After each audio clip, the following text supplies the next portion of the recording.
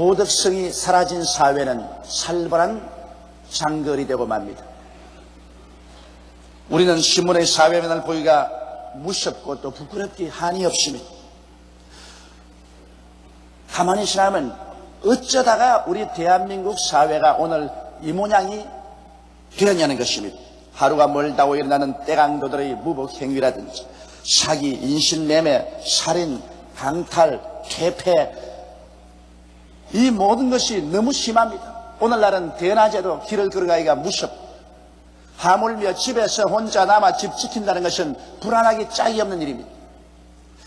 무엇이 어떻게 되었기에 고래로 동방예의지국으로서 빛난 전통을 가진 우리 민족이 예의도 다 버리고 이와 같이 타락해버리고 말았습니다. 전 민족적인 정신적인 분위기가 왜 도덕적으로 이처럼 문란하고 타락해지고 말았냐는 것입니다. 그 이유가 어디 있습니까? 의사가 병을 고치려면 병의 뿌리를 알아야 처방을 할 수 있습니다. 우리 사회가 오늘날 도덕성을 상실한 이유가 어디 있는지 그 뿌리를 알아야 치료를 할 수가 있는 것입니다. 오늘 저는 여러분과 함께 이와 같이 우리 사회가 도덕성을 상실한 분위기 속에 떨어질 수밖에 없었던 그 이유를 함께 알아보고 그 처방을 우리 하나님 앞에서 구해야 될 것인 것입니다.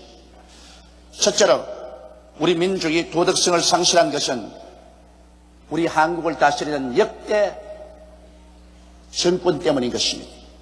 나라를 다스리는 정부가 국민의 지지를 받는 정당한 절차를 밟아 탄생하지 않고 부정한 힘, 즉 총칼에 의해서 나라의 정권을 탈취하고 강압에 의해서 국민을 다스리게 될 때 그런 나라는 도덕성을 상실하게 됩니다. 그런 나라에 대해서 국민들이 마음속으로 존경하지 않습니다. 그와 같은 정부가 불법으로 탈취한 정권을 유지하기 위한 수단으로서 아무리 국민들 보고 법을 지켜라, 질서를 지켜라, 정의사회를 구현한다, 도덕성을 함양해라고 외쳐도 국민들은 그와 같은 법과 질서에 대해서 깊은 회의를 가집니다. 불신하게 되고 국민 마음에서 저항을 하게 되는 것입니다. 그와 같은 환경에서 국민들이 느끼는 것은 이제 이 세상에는 정의나 윤리나 도덕이나 질서라는 것은 있을 수가 없다. 주먹만 있으면 되고 힘만 있으면 된다. 총칼만 사용하면 정권도 탈취해서 자기들 마음대로 구복을 치운다. 이러한 환경에서 저들이 법을 지켜라, 질서를 지켜라, 정의를 지켜라 이런 말은 국민들에게는 아무런 의미도 없게 되고 마는 것입니다. 그래서 국민들의 마음속에 힘이 정의다. 힘만 있으면 제일이지 도덕이나 질서라는 것은 아무 의미가 없는 말이다. 이렇게 느끼도록 사회 분위기가 조장되어 버리고 마는 것입니다. 이처럼 도덕성을 잃어버린 정권은 오직 국민들의 냉소의 대상밖에 되지 않습니다. 이러한 분위기로 하여금 우리 국민들이 정부는 자기 마음대로 노는데 우리만 정의를 가지고 우리만 도덕성을 지키라는 법이 있느냐. 그래서 국민들 전체의 분위기가 와야 되고 도덕성을 포기해버리고 맙니다.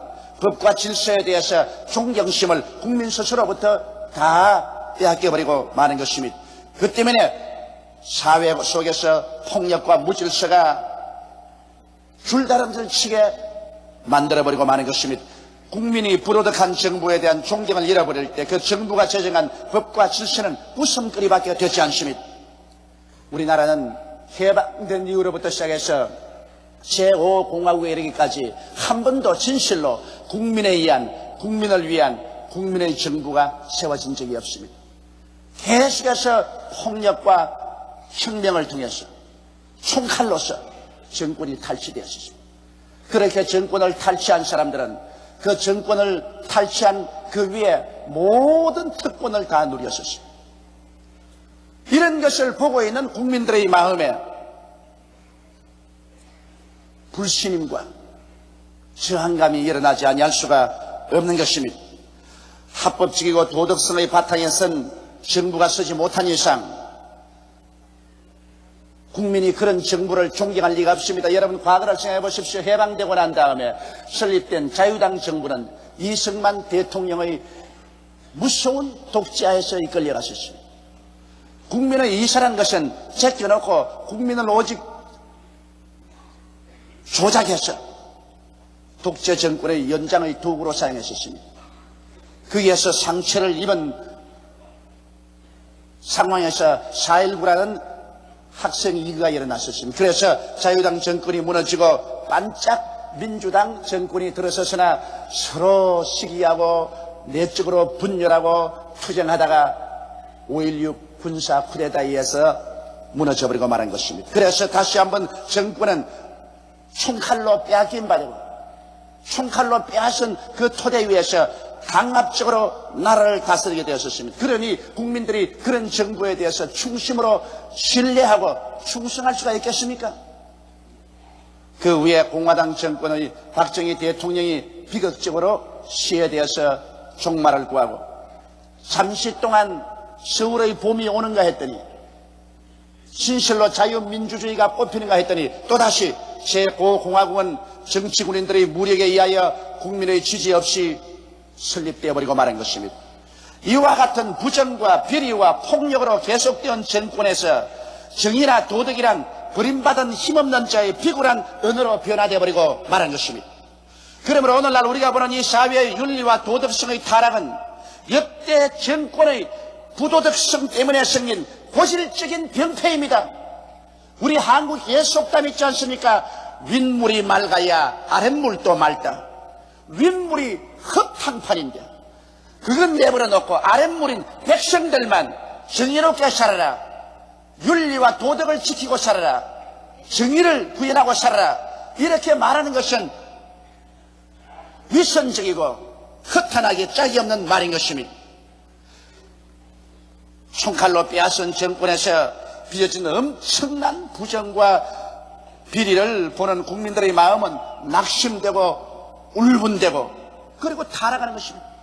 나라가 이 모양이 이 꼴인데 우리만 스스로 법과 질서를 지키고 살라는 것이 무엇이냐. 이러한 정신적인 분위기가 우리 사회에 팽배해지기 때문에 오늘날 법도 없고 질서도 없습니다. 윤리도 없고 도덕성도 사라졌습니다. 더구나 젊은이들 사이에는 다스리는 자들이 정권을 총칼과 주먹으로 빼앗았는데 우리가 주먹과 총칼을 쓰지 말라는 법이 어디느냐. 우리도 폭력을 써서 무제한으로 저항할 수 있고 이래서 이 나라는 법과 질서가 사라지고 도덕성이 상실된 오늘날과 같은 비극적인 혼돈을 가져오게 된 것입니다. 사람들은 젊은이들을 싫다하고 국민들의 도덕적인 심령이 타락하는 것을 개탄하고 있습니다. 그러나 여러분, 젊은이들이나 국민들을 싫다하기 전에 먼저 지금까지 해방 이후 나라의 정권을 잡고 온 역대 정권이 진실로 책임을 지지 않으면 안 되는 것입니다. 오늘날 계속해온 우리 정권이 한 번이라도 국민의 지지를 받고 국민의 사랑을 받고서 세워져서 그 정권 자체가 정의사회를 구형하고 법과 질서를 지키며 도덕성을 가진 정치를 현직이 있냐는 것입니다. 위에서는 안 하면서 밑에 사람들은 그렇게 하라고 한다고 해서 그것이 준행될 리가 만무한 것입니다. 그러므로 오늘 현실 한국 사회 이와 같은 도덕성 상실은 역대 정권의 책임이 있는 것입니다. 그러면 둘째로 오늘 어떻게 이 병폐를 치료할 것이냐는 것입니다. 깊이 병들은 이 사회를 어떻게 치료할 것인지. 여러분, 예수님께서는 이 세상에 오시자마자 회개하라, 천국이 가까웠다 말한 것입니다. 주님께서 정치 제도를 고쳐라, 사회 질서를 고쳐라, 천국이 가까워왔다, 그렇게 말씀하지 않았습니다. 주님이 외친 것은 먼저 회개하라고 말했죠. 회개하라, 철저히 죄를 파헤치고 철저히 회개하라. 그러면 천국의 새로운 질서가 온다고 말한 것입니다. 우리 한국에 지금 필요한 것은 과거에 대한 철저한 비평과 회개가 필요한 것입니다. 과거를 덮어버리고 호도하고 새로운 질서와 새로운 세계를 이끌어내겠다는 것은 어리석기 짝이 없습니다. 이것은 절대로 성사 불가능한 일인 것입니다. 옛말에도 썩은 나무에는 조각을 못한다고 말했습니다. 썩은 나무를 가지고 어떻게 조각합니까? 또 썩은 흙을 가지고서 담을 못 친다고 했습니다. 십창기 없기 때문에 담이 쳐이지 않습니다. 썩은 과거를 그대로 두고서 새로운 나라, 새로운 질서, 새로운 도덕성을 회복시킨다는 것은 있을 수 없는 일 것입니다. 우리 몸이 병들었을 때 약간 찰과상 같은 병이 들었었으면 그거는 간단하게 소독하고 약을 바르고 붕대를 바르면 됩니다만, 깊이 암에 들었었을 때 그것은 소독하고 약만 바른다고 절대로 낫지 않습니다. 속으로 골마지고 나중에는 생명까지도 빼앗깁니다. 중대한 수술을 해야 되는 것입니다. 암이 들었으면 암 부위를 철저히 수술해서 잘라내야 되는 것입니다.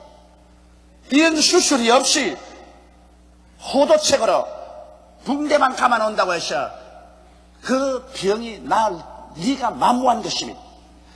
그렇기 때문에 오늘 우리 국민에게 필요한 것은 우리 역대 정부를 책임지고 현 정권에서 철저히 회개가 있어야만 되는 것입니다. 우리는 현재 국민들의 합법적인 투표에 의하여 세워진 제6공화국 시대에 살고 있는 것입니다. 다행히도 지금 우리가 살고 있는 6공화국은 그래도 국민 투표에 의해서 설립된 도덕성이 회복된 정부인 것입니다. 그러나 이 6공화국이 국민의 지지와 존경을 받기 위해서는 제5공화국과의 철저한 단절이 있어야만 되는 것입니다. 국민의 지지와 존경을 받지 못하는 정부는 아무런 공권력도 사용할 수 없습니다. 오늘날 정부가 무슨 말을 해도 공권력이 사용되지 못하는 이유가 오늘 국민들이 제6공화국조차도 신뢰하지 않고 있기 때문인 것입니다. 왜냐하면 제6공화국이 지나온 과거의 모든 정권의 비리와 잘못을 철저히 파헤치고 여기에 대한 철저한 회개가 일어나야 국민들이 거기에 공감하게 되고, 그래서 국민들이 도덕성을 회복한 정부에 대한 신뢰를 주고 존경을 가져올 때 비로소 국민 가운데도 도덕성이 회복되기 시작하는 것입니다. 도덕성을 회복하지 못한 정부는 결코 국민의 존경과 지지를 받을 수가 없습니다. 정부가 도덕성을 회복하면 국민들도 도덕성을 회복할 수 있게 되는 것입니다. 그렇기 때문에 지금 우리 한국에 필요한 것은 적당히 호도책으로 국민들의 눈을 속이고 정치적인 권모술수로서 넘어가려고 해서는 안 됩니다. 그렇게 해서는 이 정권도 국민의 버림을 받고 마는 것입니다.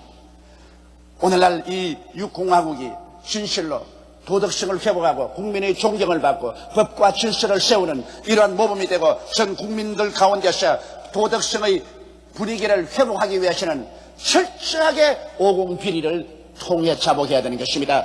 오공비리를 파헤칠 대로 파헤쳐서 수술할 대로 수술을 해야 되는 것입니다. 책임자는 내버려 놓고 송사리들만 잡아서 눈 감고 아웅 하는 식으로 감옥에 가두어봤자 이것이 문제 해결이 되는 것은 아닙니다.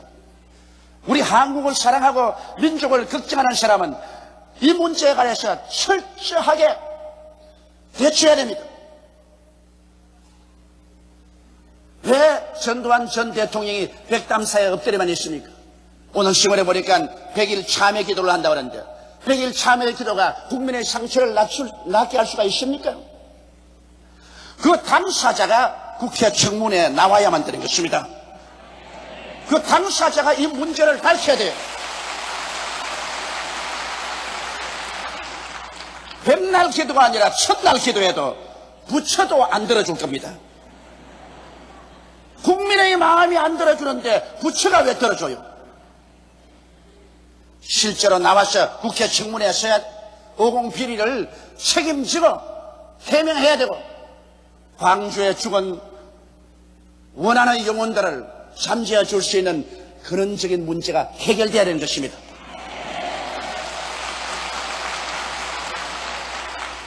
이런 것 없이 오늘날 제6공화국이 도덕성을 회복할 수도 없고 국민들의 지지도 받을 수가 없고 그 결과로 사회 도덕성 회복의 분위기를 조성할 수도 없는 것입니다. 이제 남북 대화가 활발히 이루어지고 공산세계와 우리가 서로 왕래하며 대화해야 되겠는데 국민이 서로 지리멸렬하고 분열되며 서로 대결하고 싸우고 있는 이런 형편에서 어떻게 우리의 적과 대화를 할 수 있단 말인 것입니까? 어떠한 나라도 역사를 통해서 외침으로 말미암아 무너진 나라는 없습니다. 내분으로 말미암아 넘어졌지. 국민이 하나 될 수 있는 이러한 분위기를 조성하기 위해서 오늘 정부가 역사 앞에서 책임을 지고 오공비리를 청산해야만 되는 것입니다. 오늘 정부와 민정당은 이것을 호도책으로 하고 적당히 넘기려고 하는데 이것은 국민 앞에서 중대한 범죄를 다시 한번 이야기하고 마는 것입니다. 그리고 이런 데 대해서 야당들이 서로 협조해서 적당히 정치 흥정으로 국민들을 팔아넘기려고 하는 일은 하지 말아야 되는 것입니다. 이제 우리 대한민국의 국민들은 그럴 정도로 어리석은 사람들은 아닌 것입니다.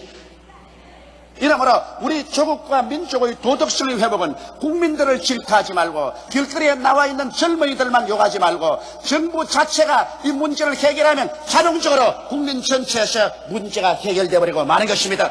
그리고 법과 질서와 도덕성은 해결되고 마는 것입니다. 셋째로 근원적인 치료는 역시 하나님 앞에 나와서 우리 국민 전체가 회개하는 길밖에 없습니다. 우리들은 인간이 세운 정부 하에만 사는 것이 아니라 천지와 만물을 지으신 하나님 정부 밑에서 살고 있는 것입니다. 인간은 하나님을 배반하고 떠났지만 하나님은 인간을 떠나지 아니하고 반드시 인간을 심판하시는 것입니다. 하나님이 여러분 인간을 그대로 내버려 둔다고 생각합니까? 하나님을 반역한 개인이나 국가나 세계는 하나님 앞에 반드시 심판을 받게 되는 것입니다. 사람이 한번 나서 죽는 것은 정한이지요 죽고 난 다음에는 심판이 있으리라고 말씀한 것입니다. 우리 하나님께서 우리 인류를 위해서 2000년 전에 그 아들 예수님을 보내시사 인류의 모든 부도덕과 죄악을 그 아들에게 책임지고 십자가에 매달았을 때 하나님이 그 무참하게 심판하는 걸 보십시오. 하나님의 아들이라도 사정없이 인정없이 하나님이 심판하셨습니다. 그렇기 때문에 예수님조차도 그 무서운 심판을 감내할 수가 없어서 하나님이여 하나님이여 어찌하여 나를 버리시나이고 통곡했었습니다. 이렇게 하나님은 죄에 대해서 무자비하게 심판한 것입니다. 그렇기 때문에 예수님께서 우리를 대신해서 죄를 짊어지고 심판받았으므로 오늘날 우리들이 모두 다 회개하고 예수님의 피의 우산 밑으로 들어와야만 되는 것입니다. 예수님의 피의 우산 밑에 들어오지 아니하고 하나님의 심판을 면할 사람은 한 사람도 없습니다. 이 세상 모든 사람들은 다 죄인입니다. 성경은 말씀하시기를 모든 사람이 죄를 범하였으니 하나님의 영광에 이르지 못한다고 말하는 것입니다. 그러므로 예수 그리스도의 피의 우산 밑으로 피하지 않고는 하나님의 진노에서 피할 사람은 아무도 없는 것입니다. 예수를 믿고 죄사함을 받고 그리고 하나님이 인간에게 제시한 계율을 지킬 때 우리는 참으로 국민의 도덕성을 회복할 수 있는 것입니다. 하나님께서 우리 인간에게 주신 계율이 있습니다. 그 인간에게 준 계율의 첫째가 내 부모를 공경하라는 것입니다. 여러분, 부모를 공경한다는 것은 우리 윤리와 도덕의 기초가 되는 것입니다. 오늘날 부모를 공경하는 일이 사라지자 어떤 일이 나셨습니까?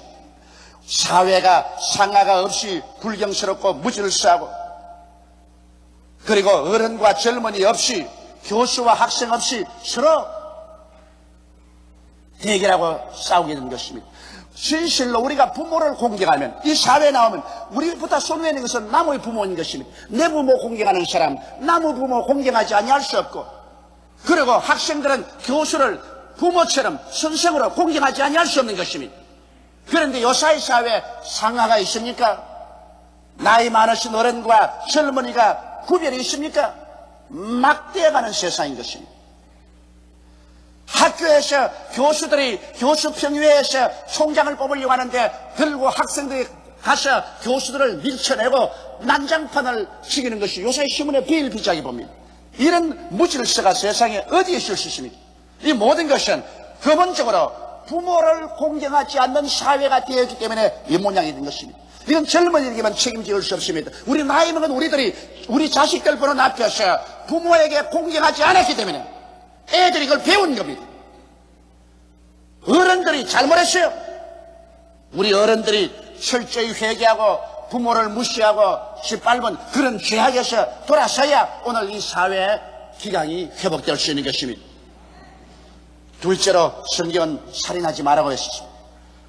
성경이 살인하지 말라고 했는데 이 말을 우리가 듣지 않고 거역해버리기 때문에 오늘 인간의 존엄성이란 땅에 떨어졌으며 인권은 정권에 의해서, 힘 있는 자에 의해서, 총칼에 의해서 무참하게 짓밟히고 사람 죽이는 것을 벼룩 죽이는 것보다 더 쉽게 오늘 생각하고 있습니다. 오늘날 떼강도들이 들어와서 여러분 물건 훔칠 때 사람 생명을 귀하게 여깁니까? 반발만 하면 그저 찔러 죽여버리고 마는 것입니다.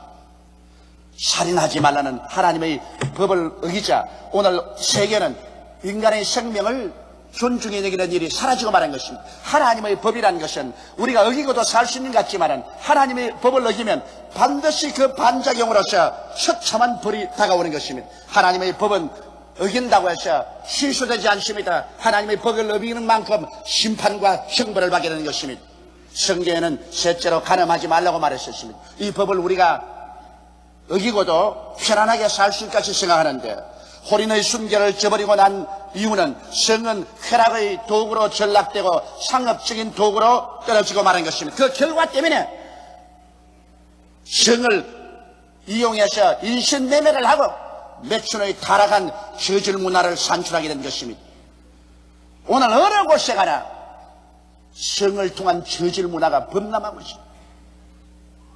영화도 비디오도 잡지도 책도 퇴폐 이발소도 퇴폐 음식점 이런 말할 수 없는 부패가 우리 한국 사회에 꽉 들어간 것은 간음하지 말라는 이 하나님의 말씀을 짓밟아버리고서 이 말씀 없이도 산다고 생각하는 그러한 정신적인 분위기 때문에 오늘 성이 쾌락과 상업적인 도구로 전락한 결과로 이와 같은 비극을 초래하게 된 것입니다. 넷째로 성경은 도둑질하지 말라고 했는데 도둑질은 괜찮다. 하나님 말씀을 짓밟아버려도 괜찮지. 그러나 도둑질하지 말라는 법을 어겼기 때문에 그 결과로 생긴 것이 떼강도입니다. 살인강도입니다. 강탈범입니다. 날치기입니다. 사기입니다. 이런 것을 하고도 무한무치하게 끌어다닙니다. 물론 이렇게 하는 사람들이 그렇게 하고도 자기들의 범죄가 덮여질 줄 알고 있지만 중대한 잘못입니다. 하나님은 중무시도 아니하시고 우리의 모든 행위를 다 감찰하십니다. 사람들이 행하는 것마다 그대로 하나님께서 갚아주시는 것입니다. 하나님의 심판이 드디어 온다고 생각하지 마십시오. 심판이 다가오는 그날에는 하나님은 용서하지 아니하시는 것입니다. 하나님의 법은 어기면 그의 대가를 반드시 우리는 지불하게 되어 있는 것입니다. 다섯째로 내 이웃을 거짓 증거하지 말라고 하는 이 법을 우리는 어기고 있습니다. 이 법을 어기자 말자 우리는 오늘날 이웃의 인격을 짓밟고 모독하는 일을 행행하며 오늘 저질 잡지들에게서 저명 인사들의 사생활을 마치 옷을 벗기듯이 빨갛게 겨루고 있는 사실을 우리가 보고 있습니다. 오늘 잡지들 속에서 오늘 저명 인사들, 지나간 사람들과 현존한 사람들의 그 개인 프라이버시를 낱낱이 벗겨서 모독적인 글을 많이 쓰고 있는 것을 우리가 볼 수 있는 것입니다. 이러한 것이 사회의 분위기를 어지럽게 하고 사람들을 서로 불신하게 만들고 신뢰감을 상실하게 만듭니다. 그런 것을 읽은 젊은이들이 사회 지도자들을 신뢰할 리가 없으며 어른들과 부모들을 존경할 리가 만무한 것입니다. 그러므로 이 하나님의 계율을 어김으로 말미암아 거기에 대한 심판이 우리의 가정과 우리의 사회 속에 홍수처럼 범람해 오는 것입니다. 여섯째로 내 이웃을 탐하지 말아야 했는데 이웃이 조금만 잘때면 시기하고 분노하고 질투합니다. 모함하고 모략하고 중상합니다.